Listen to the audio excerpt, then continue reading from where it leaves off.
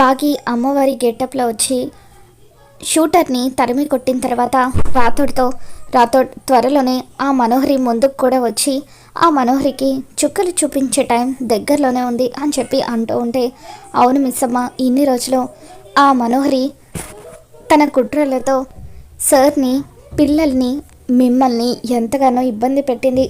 ఈసారి మాత్రం ఏం చేసినా సరే ఆ మనోహరి తప్పించుకోవడానికి వీల్లేదు మిస్సమ్మ.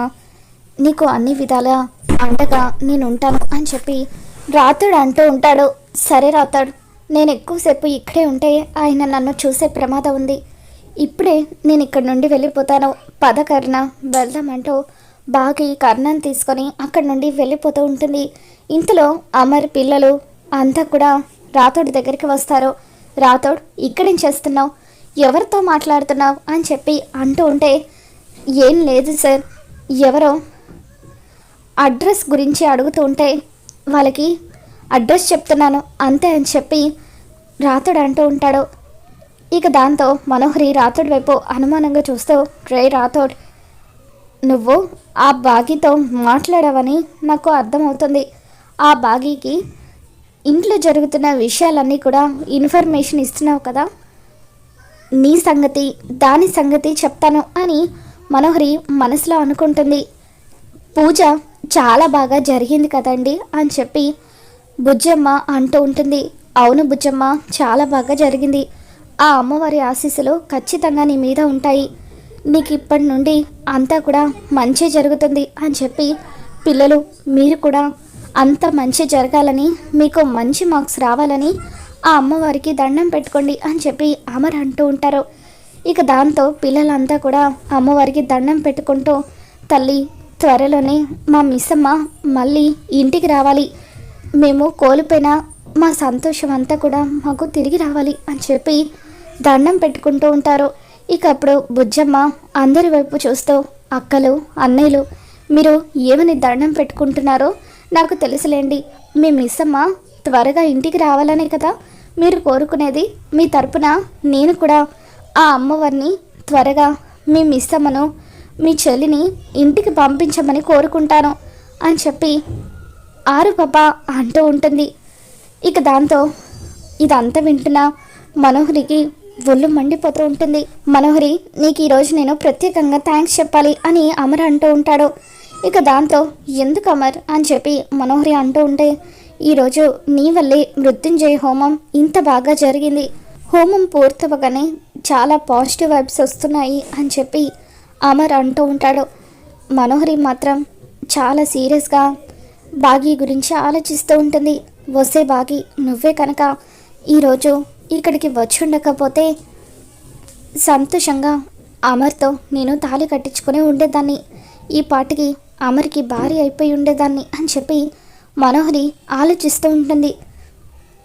సార్, పిల్లలు బాగా అలసిపోయారు, త్వరగా ఇంటికి వెళ్ళి ఏదైనా తిందాం పదండి సార్ అని చెప్పి రాథోడ్ అంటూ ఉంటాడు. ఇక అలా అందరూ కలిసి ఇంటికి వచ్చేస్తారు. మనోహరి చాలా సీరియస్గా గదిలోకి వెళ్ళి ఆలోచిస్తూ ఉంటుంది. చెంబ మనోహరి దగ్గరికి వచ్చి, మనోహరి, నేను ముందు నుండి చెప్తూనే ఉన్నాను ఆ పిల్లతో జాగ్రత్తగా ఉండాలని. ఆ పిల్ల మామూలుది కాదు, తనకు శక్తులున్నాయి. అలాగే ఆ బాగి కూడా నీ మీద అనుమానం కలిగింది. నువ్వే తను ఇంటి నుండి వెళ్ళిపోవడానికి కారణమని తెలుసుకొని ప్రతిసారి కూడా అమర్కి దగ్గర అవ్వాలని, నీ కుట్రలని బయట పెట్టాలని ఎంతగానో ప్రయత్నిస్తుంది. ఆ తల్లి కూతుర్లు ఇద్దరు కూడా ఏకమైతే నిన్ను ఈ ఇంట్లో నుండి శాశ్వతంగా పంపించేయడం ఖాయం. అప్పుడు ఇక ఈ జన్మకు నువ్వు అమరేంద్రని చేరుకోలేవు అని చెంబ అంటూ ఉంటుంది. ఇక దాంతో మనోహరి ఒక్కసారిగా చెంబ గొంతు పట్టుకుంటుంది. ఏయ్, ఏం మాట్లాడుతున్నావు చెంబ? నేను అమరేంద్రని చేరుకోలేనా?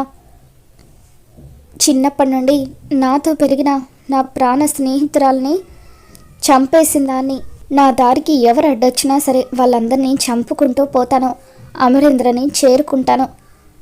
ఈ జన్మకు ఇదే నా ధ్యేయం అని చెప్పి మనోహరి రగిలిపోతూ ఉంటుంది. ఇక దాంతో చెంబ, మనోహరి, నీ కోపం అంతా కూడా నా మీద కాదు, ఆ బాగి మీద, ఆ అరుంధతి మీద చూపించు.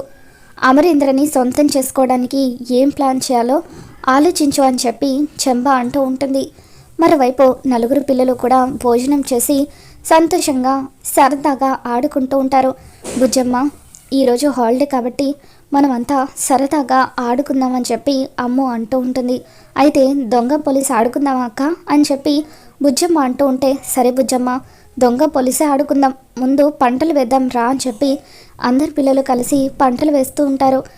ఇక అప్పుడు బుజ్జమ్మతో అంజు, బుజ్జమ్మ, నువ్విప్పుడు పోలీస్వి, మేమంతా దొంగలం, మేము ఒక్కొక్క చోట దాక్కుంటాం, నువ్వు మమ్మల్ని పట్టుకోవాలి అని చెప్పి అంటూ ఉంటారు.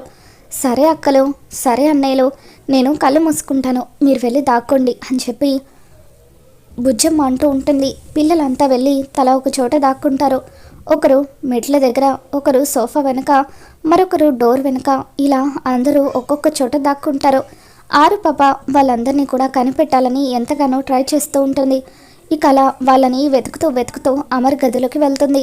అమర్ గదిలో మొత్తం కూడా వెతుకుతూ ఉంటే ఎక్కడ కూడా పిల్లలు కనిపించకపోవడంతో అప్పుడు కబోర్డ్లో దాక్కున్నారేమోనని చెప్పి ముందుగా కబోర్డ్ ఓపెన్ చేస్తుంది.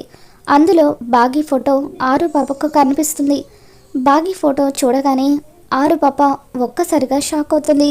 ఇదేంటి, అమ్మ ఫోటో ఇక్కడుందేంటి, ఇది సార్ రూమ్ కదా, మరి సార్ రూమ్లో అమ్మ ఫోటో ఎందుకుంది అని చెప్పి బుజ్జమ్మ షాక్ అవుతూ ఉంటుంది. మరోవైపు బాగి ఆ మనోహరిని ఎలా ఎదుర్కోవాలి, ఆయన ముందుకి ఇప్పుడు నేను ఎలా వెళ్ళాలి అని చాలా సీరియస్గా ఆలోచిస్తూ అటు ఇటు తిరుగుతూ ఉంటుంది. ఎంతసేపు అవుతున్నా సరే ఆరు పాప రాకపోవడంతో నలుగురు పిల్లలు కూడా హాల్లోకి చేరుకొని మాట్లాడుకుంటూ ఉంటారు. పాపం బుజ్జమ్మ, మనం తనకి కనిపించడం లేదని, మనల్ని పట్టుకోవడం కష్టమవుతుందని ఎంతలా బాధపడుతుందో, ఎంతైనా చిన్నపిల్ల కదా, మనమే తనకి దొరికిపోతే మంచిది అని చెప్పి అమ్ము అంటూ ఉంటుంది. ఇక అలా నలుగురు పిల్లలు కూడా ఆరు పాపని వెతుకుతూ ఉంటారు. ఇక అలా వాళ్ళు వెతుకుతూ అమర్ గదిలోకి వచ్చేస్తారు. బుజ్జమ్మ, నువ్వు డాడ్ రూమ్లో ఉన్నావా? సారీ బుజ్జమ్మ, మేమంతా దాక్కోవడం వల్ల నీకు మమ్మల్ని పట్టుకోవడం కష్టమై ఉంటుంది కదా అని చెప్పి పిల్లలు అంటూ ఉంటారు. అవునక్క, చాలా కష్టమైపోయింది, నేను మీరు ఇక్కడ ఉన్నారేమోనని వెతుకుతూ ఈ గదిలోకి వచ్చాను, కబోర్డ్ ఓపెన్ చేసేసరికి ఈ ఫోటో కనిపించింది అని అంటూ ఉంటే, ఈ ఫోటో మా మిస్ అమ్మది, నువ్వు ఎన్నిసార్లు అడిగినా ఈ ఫోటో చూపించడం కుదరలేదు బుజ్జమ్మ అని చెప్పి పిల్లలు అంటూ ఉంటారు. ఇక దాంతో ఆరు పాప, ఈ ఫోటో మీ మిస్ అమ్మదా, కానీ ఈ ఫోటో మా అమ్మ తక్క, అంటే మా అమ్మే మీ మిస్ అమ్మ అన్నమాట అని చెప్పి ఆరు పాప అంటూ ఉంటుంది.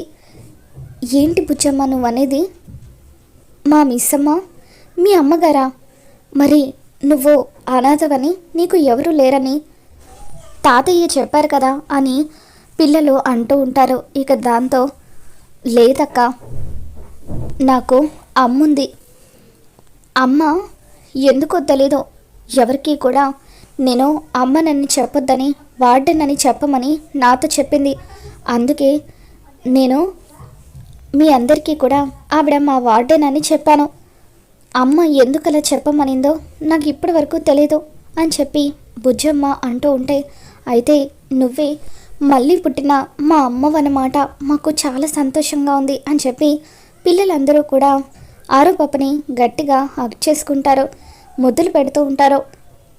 నిన్ను చూస్తూ ఉంటే చాలా సంతోషంగా ఉంది బుజ్జమ్మ, వెంటనే ఈ విషయం డాడ్కి చెప్పాలి అని పిల్లలు ఆరు పాపని తీసుకొని కిందికి వస్తారు.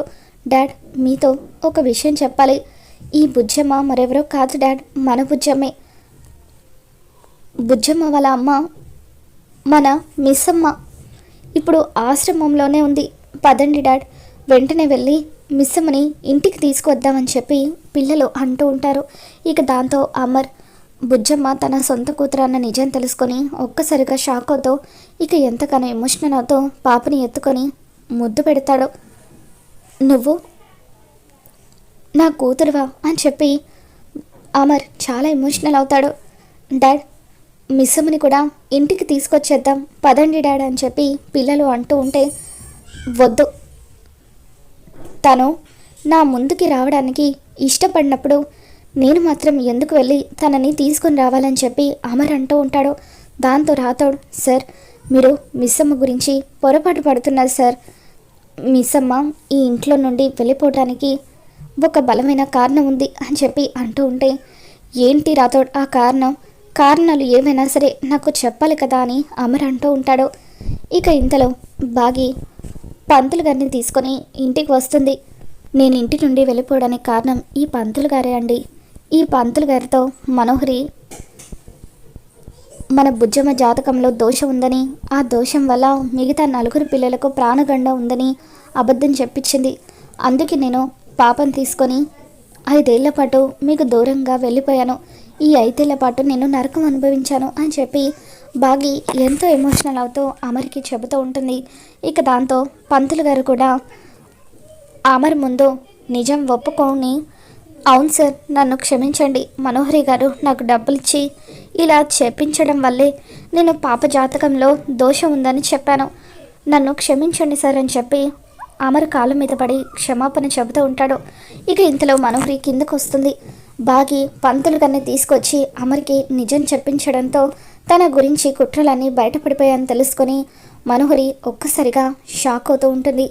అమర్ ఆ బాగి మాటలు, పంతులు గారి మాటలు ఏవి కూడా నమ్మకు, కావాలని నన్ను ఇంటి నుండి తరిమి కొట్టాలని బాగి ఈ విధంగా ప్లాన్ చేస్తుంది అని చెప్పి మనోహరి అంటూ ఉంటే ఒక్కసారిగా అమర్ మనోహరి చెంపలు పగలగొడుతూ ఉంటాడు. షటప్, నా ఇంట్లోనే ఉంటూ ఇన్ని కుట్రలు చేస్తావా అని చెప్పి అమర్ మనోహరి మీద మండిపడుతూ ఉంటాడు.